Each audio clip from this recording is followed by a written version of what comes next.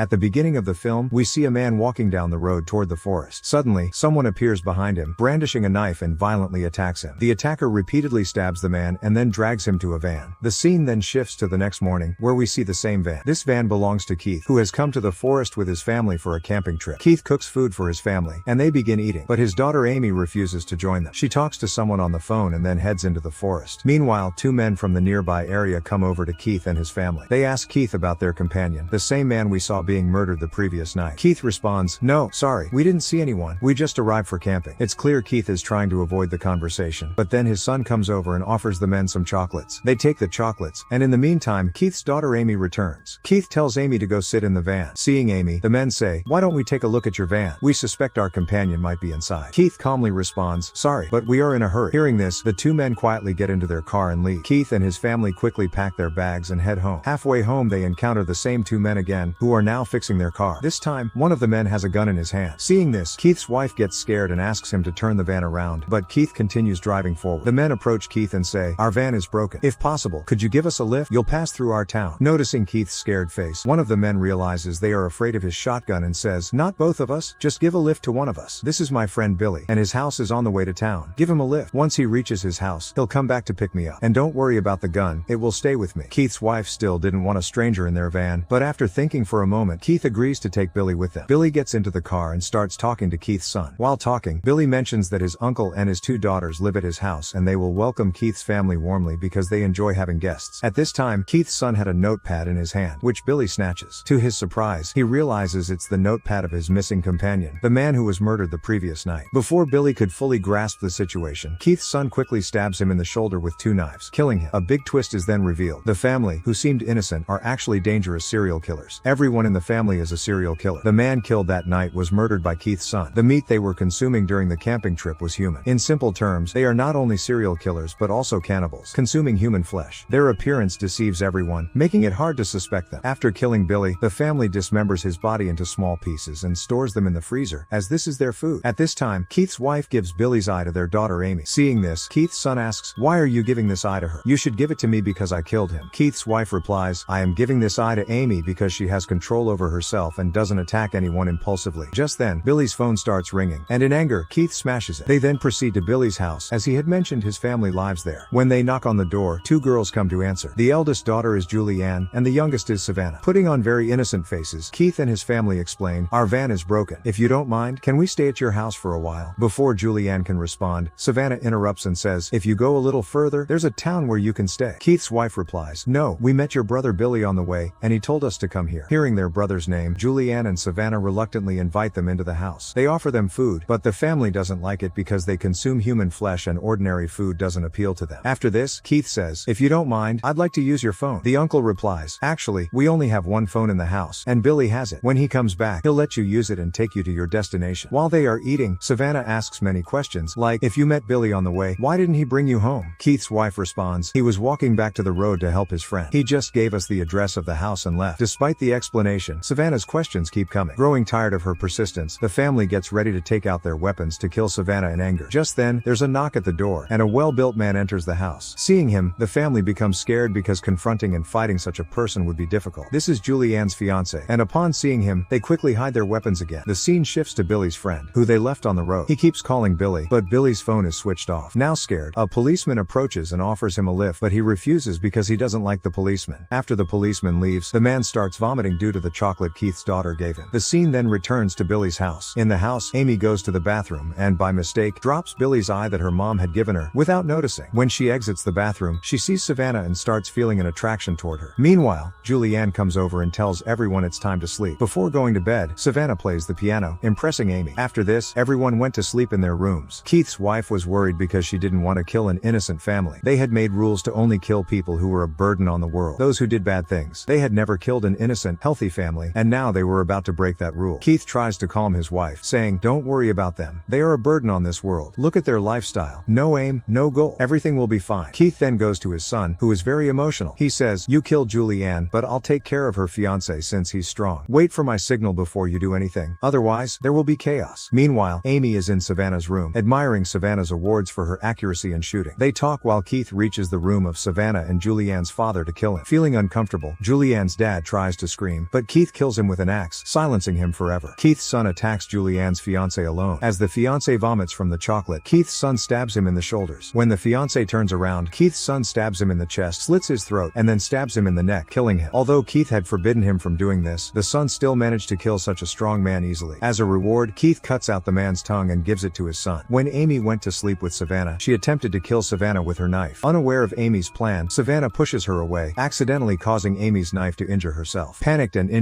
Savannah quickly bandages herself and leaves the house to find first aid. Witnessing Savannah's caring nature towards her, Amy feels remorseful about her intent to harm her. Meanwhile, Savannah, searching for first aid, spots their van and discovers Julianne's fiancé's body inside. Realizing the family are serial killers who have come to harm them, Savannah understands the danger they're in. The scene shifts to Julianne, who goes to the bathroom to vomit and discovers Billy's eye that Amy had dropped by mistake. Realizing something is terribly wrong, Julianne becomes frightened and goes to her father's room, only to find that he has also been killed. Upon discovering Julianne, she screams, attracting Keith, who covers her mouth and takes her to his wife. Keith instructs his wife to kill Julianne, but she refuses. Before Keith's wife can act, an arrow suddenly pierces her neck. It's Savannah, who, now aware of their true nature, has armed herself and taken action. After discovering her mother dead, Amy becomes distraught and blames herself, thinking her mother would still be alive if she had killed Savannah earlier. Realizing they must escape, the family plans to kill the girls and set the house on fire. They begin torturing Julianne to lure Savannah back, who arrives upon hearing her screams. Savannah cleverly arrives with Keith's son under her control, holding a knife to his neck. A twist is revealed as Savannah had secretly called the police from their phone. When Savannah threatens Keith's son, Keith retaliates by taking Julianne's sister hostage with a knife to her neck. Knowing she can't harm anyone, Savannah reluctantly releases Keith's son to protect her sister from being harmed. The family then ties the girls together, revealing their cruel and psychopathic nature. Keith frees and presents Julianne's fiancé's tongue, urging them to consume it. When Julianne refuses, Keith cruelly cuts her thumb and starts sucking on it. Later, Keith approaches Savannah and insists she consume the cooked flesh. Savannah distracts him, mentioning that his daughter has an interest in girls, which infuriates Keith. He begins to fight with his daughter, allowing Savannah to free herself. She grabs a fork and stabs Keith in the eye, causing him intense pain. In a horrific act of madness, Keith removes his own eye with the fork and consumes it. During the chaos, Billy's friend, who they left on the road, arrives at Billy's house sensing something is wrong. He confronts Keith and a fight ensues. Meanwhile, Keith's son spreads kerosene around the house. Spotting the commotion, he enters the house and Savannah manages to control him. She takes him to the kitchen, burns his hand, and scalds his face with boiling water, weakening him. Savannah then kills him by applying pressure to his neck. While Savannah eliminates her enemy, Billy's friend engages Keith in a fierce battle. Despite his injuries, Billy's friend defends himself skillfully and ultimately kills Keith's friend by stabbing him in the head. After Billy's friend kills Keith's son, Julianne appears and strikes him hard on the head with a hammer, causing his death. The sisters exchange a sigh of relief, but their peace is short-lived as they know Amy is still alive and they must eliminate her. Suddenly, Amy sneaks up behind Julianne and fatally stabs her. Now focused on Savannah, Amy prepares to attack her, prompting Savannah to ready her arrow for defense. In a desperate move to escape, Amy flees outside the house. Outside, the police arrive, summoned by Savannah using Amy's phone. Mistakenly believing Amy's family to be innocent and suspecting the villagers as the real killers, the police decide to protect Amy. In a tragic misunderstanding, they shoot and kill Savannah. As the police officer reports back to headquarters about the innocent tourist family allegedly killed by the villagers, Amy seizes the opportunity and fatally attacks him from behind. With her family gone but herself alive, Amy seizes the family van and sets fire to the house, erasing all evidence against her. The story concludes with Amy driving away, leaving behind the destruction she caused.